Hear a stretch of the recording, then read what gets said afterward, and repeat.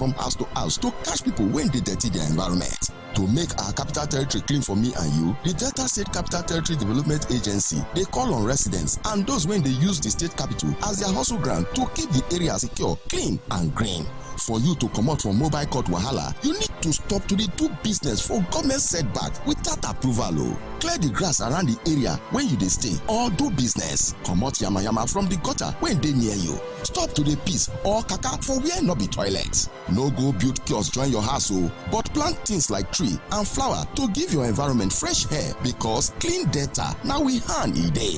Delta State Capital Territory Development Agency don't talk say them go begin use mobile court to pursue those people when not they obey this message. This message now from the Delta State Capital Territory Development Agency.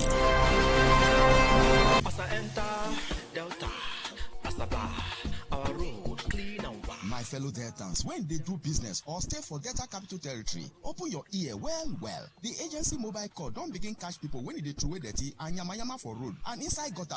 Our inspection team them don't begin move from house to catch people when they dirty their environment. The agency, they call on residents and those when they use the state capital as their hustle ground to keep the area secure, clean and green. For you to come out for wahala, you need to stop to do business for government setback without government approval. Clear the grass around the area where you stay or do business. Come out yama from gutter when they near you. Stop to the piece or kaka for where not be toilet. Make una provide standard waste bin and register with PSP people where go they can carry una dirty. No build kiosk join your house, but plant things like trees and flower to give your environment fresh air, because clean data now we hand the day. This message.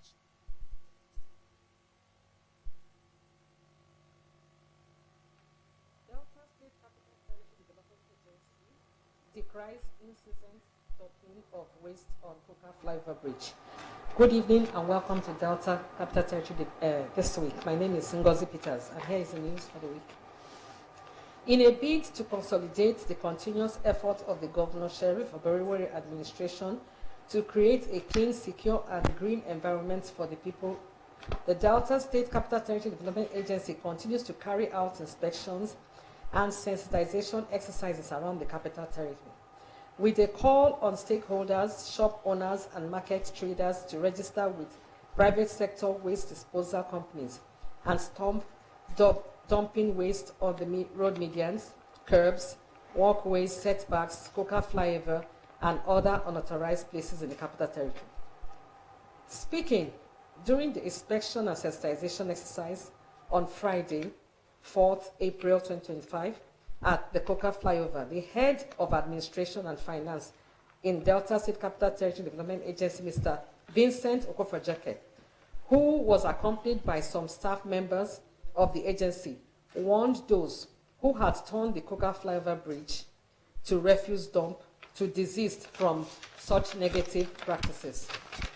Mr. Okofajake, who decried the high level of indiscriminate dumping of waste on the Coca flyover, setbacks, walkways, drains, and other unauthorized places, also frowned at illegal trading activities going on under the Coca flyover, and urged the people to support the efforts of the state government to ensure a cleaner and healthier environment.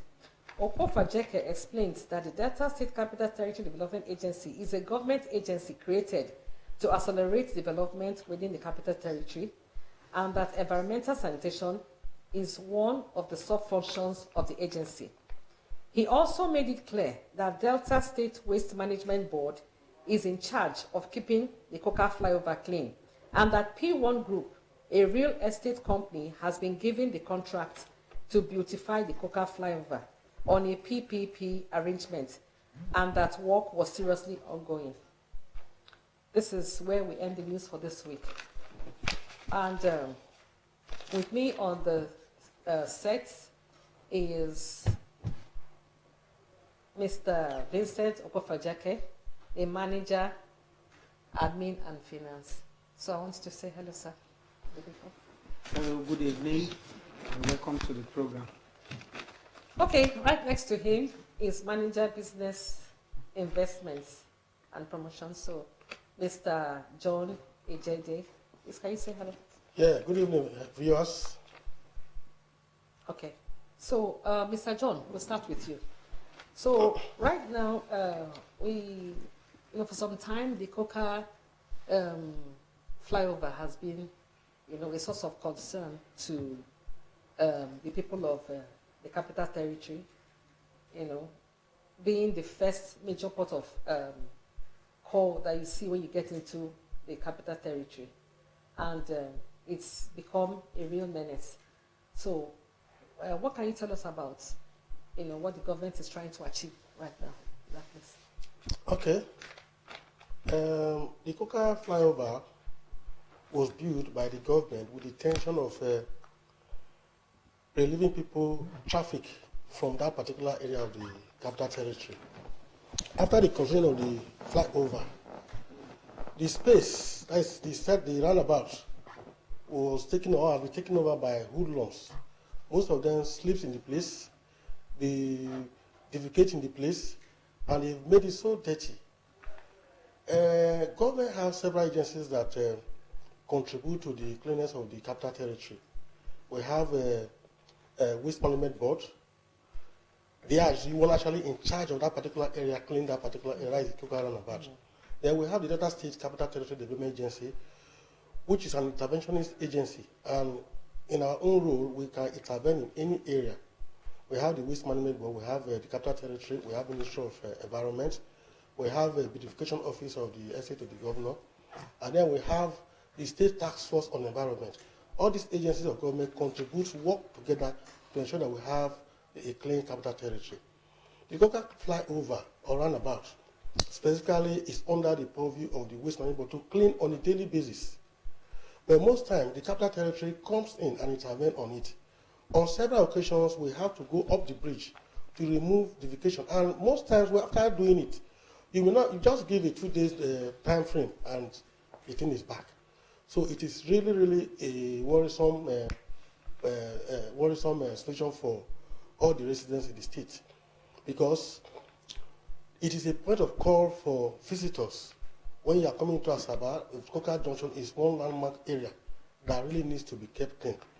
And so government saying that this situation in that place is really, really worrisome. They now have to intervene by going into a public-private arrangement with P1. There's an MOU between P1 and the state government for P1 to take over the interchange, that is the roundabout, and beautify it. As we speak, P1 is on the project.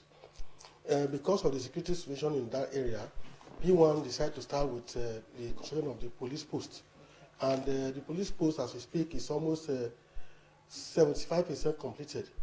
So hopefully, in the shortest possible time, the police post will be completed, and then there will be police present across the capital, that is across the roundabout. Then they also have an arrangement to put in place toilets. That toilets facility, I think it should be almost 80% completed. So in a very short time, those facilities will be there.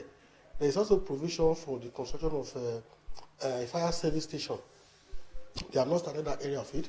They are also going to beautify the entire place and secure it. And then there will be the security police presence will be there all throughout the day, 24 hours. So hopefully, by the time this project is completed, the aesthetics of the place will change, and we believe that with police presence, we'll be able to curtail those nuisance from coming around there and hanging out there. So we want to enjoin everybody to also help us by asking people, that is, by not those who are in that area. You don't need to defecate in a public place like that, particular facility. Those public toilets will be there for people to use. Then for those hoodlums who hang around the place, it is really, really, really a big problem for the state government. But by the grace of God, by the time we have that police presence there, we'll be able to put them away from that area. Okay. Recently, I passed through that place and I saw that there's something like, I don't know, I won't call it a cage or something, being built around the roundabout there. So is that supposed to, ward off those, miscreants that come in there to sleep? It is to seal off the place from the hoodlums having access to it. Okay. By the time it is completed, the police will take over this entire space, and then the hoodlums will not be able to have access to that place. So those are the plans we have for the place. Okay, that's fantastic because each time we come on air and we give people the opportunity to, to talk to us, give us feedback. They keep complaining about that coca flyover. So it's good to know that there's something seriously being done about that place. So thank you so much, Mr. John Ijede. So right now, the next question goes to Mr. Vincent, the admin and finance manager. You've been heading the ongoing sensitization for is it 2 weeks now, 3 weeks? Every day you pull out on the road there, trying to maybe sensitize people. I don't know. So what can you tell us about that exercise? Has it been successful? Thank you. You would recall that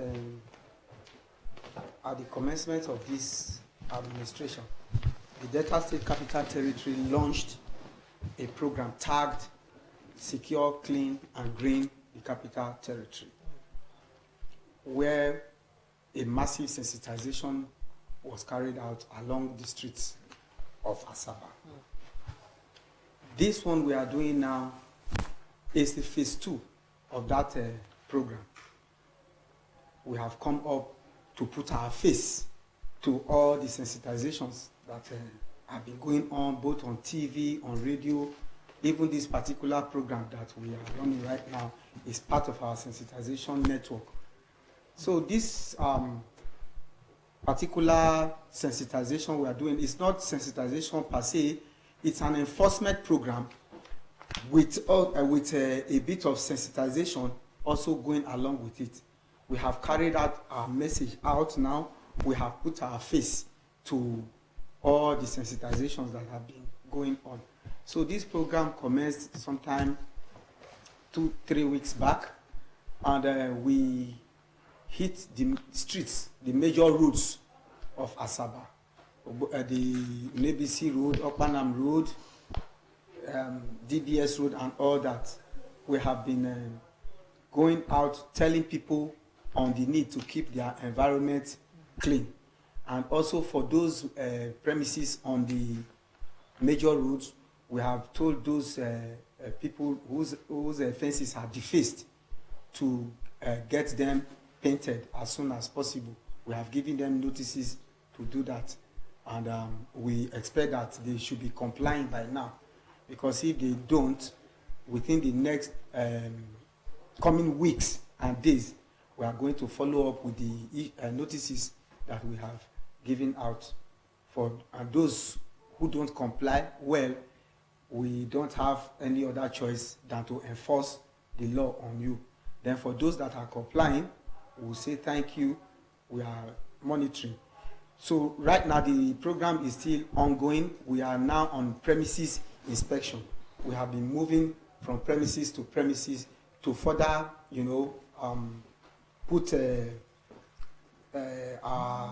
put so much attention on the need for why people should keep their environment clean always.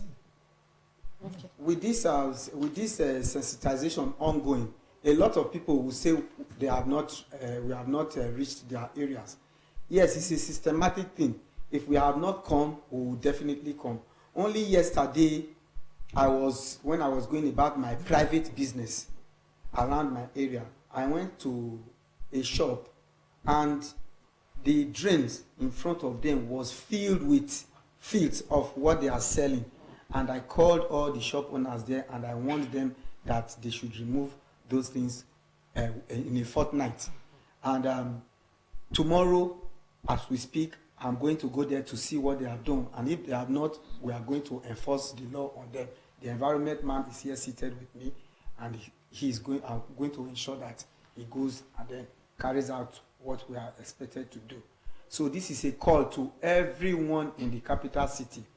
As we are speaking, we have started enforcement in earnest. We don't want to force people to do what they are expected to do. We are not expected to come and tell you to clean up your area. It's a culture that we are trying to imbibe in all of us. So we are not using force we are using the gentleman way. But if we have to go by the way of force, we are still very ready to do that. But the overall aim and objective of what we want to achieve is to get a culture of cleanliness in our people. Thank you. Thank you very much, Mr. Vincent Wafajake. Okay, we have with us, while the program was ongoing, the head of environment, Mr. Isaac Nwosu. So, Mr. Isaac, please say hello to the audience. Hello, viewers. Thank you for tuning in. All right. I know you are still at work. Yes. From the way you are dressed, and I know you have been trying to enforce, because notices have been served, right, in the past, and you are trying to enforce compliance. Okay. So, can you tell us more about the experiences out there? Yeah. What we are finding out is that the people are very adamant when it comes to keeping their premises in a very unsanitary way. People don't want to change. People don't want to imbibe this habit of cleanliness, despite the ongoing sensitization that we have been carrying out and we are still carrying out. In addition to other MDAs in the environment that are also doing sensitization. As furtherance to this, our special cleaning up, because in the course of this sensitization and enforcement of premises sanitation that is ongoing, which is aggressively for a 1 month period, we did a clean up of certain areas. We did a clean up of Camp 74 down to the back of Ibori Golf Course. We did a clean up of Anwar Road from Government House to Camp 74. We did a clean up of DBS Road. Also the link road between Mirabangida and DBS, also Kwanam. We find out that people don't want to change. Some people don't want to change. Like today, we came out, we saw a popular hotel, Cubana Hotel. Cubana Hotel is a popular hotel at the back of NTA Road. It might surprise you to know that we have taken this hotel to court before now for failing to comply to a notice given to them to clean up their places. And when we got there today, the whole place was bushy. Both the drains, the flowers have overgrown and turned to wide flowers and trees, and the whole place was a field. In fact, we have to shut down that place and ensure that the place was clean up. And we didn't leave there until it was done. So you're surprised that a big organization like that, even after taking to court and paying the penalty, we're still doing that. That is to tell you how adamant people are. We went from there to Victor Anene Bosa Street. That's road that links from High Court Road down to this Pitoje Road. We found the whole place was dirty. All the shops along that place, none of them has a waste bin. Wow. 50% of the shops are not registered with PSP. The drains are filled up with grasses, with fields, with refuse, end to end. In fact, it was an eyesore. And we have to shut down the place. And we make sure that everybody comes out from their shop to clean up the place. We have to call the PSP. The PSP, which happened to work, have to come there. The government approved PSP, and we stood there that you either register or you will face the consequences. Fantastic. And And they have to what was the register. They have to register.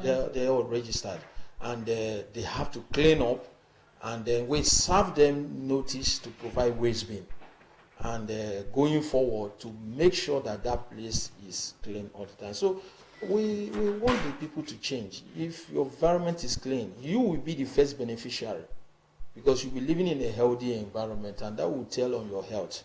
So that has been our experience so far. Fantastic.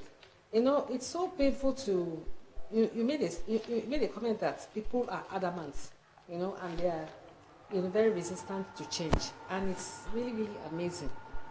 We travel from here to places like Uyo, and Okay, let's talk about Onitsha, just next door. That used to be very, very, very, very filthy. Do you know that in Onitsha, you can't even drink pure water and drop it now? You cannot try it.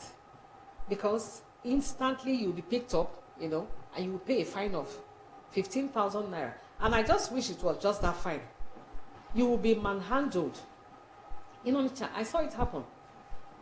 So I don't know what people are thinking of doing that, because it's like this court matter. It's like okay, like when you charge you charge them to mobile court, right? It takes a process. There's something that should be.